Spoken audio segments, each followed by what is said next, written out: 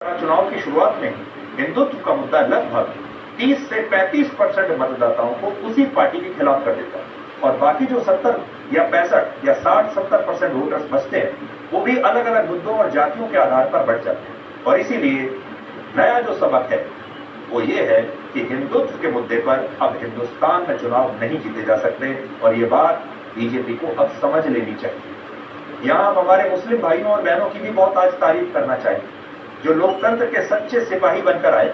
और लोकतंत्र तब पूर्ण होता है जब उस लोकतंत्र में लोग वोट डालते हैं, अपना कर्तव्य निभाते हैं, चाहे किसी को भी डालें।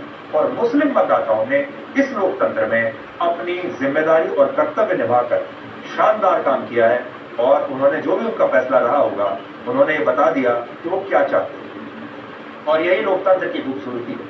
अगर राम मंदिर और हिंदुत्व का मुद्दा इस बार नहीं चला तो इसके लिए मुस्लिम मतदाताओं को दोष देना पूरी तरह से गलत होगा।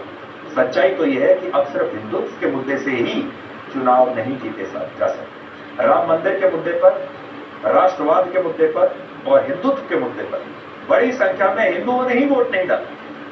वर्ष 2014 का चुनाव बीजेपी ने हिंदुत्व के साथ परिवर्तन के मुद्दे पर जीता। 2019 के चुनाव में पुलवामा हमले के बाद राष्ट्रवाद का मुद्दा बहुत निर्णायक हो गया।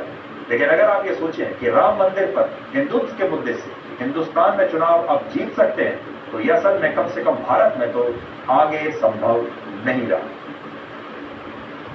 अब ये देखिए कि जब हिंदुत्व के मुद्दे पर हिंदुस्तान को जीतना संभव नहीं रहा तब लोग वोट डाल किसको रहे हैं, किस मुद्दे पर डाल रहे हैं? क्या विकास पर डाल रहे हैं? हमें लगता है विकास पर भी नहीं डाल रहे क्योंकि प्रधानमंत्री मोदी ने 10 साल में इतना विकास किया, देश को कहां से कहां ले गए, तब भी उन्हें पूर्ण बहुमत नहीं मिला। इसका मतलब विकास भी उस लिस्ट में कहीं नीचे रहा होगा।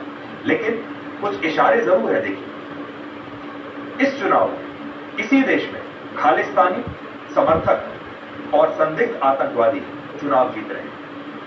असम की जेल में बंद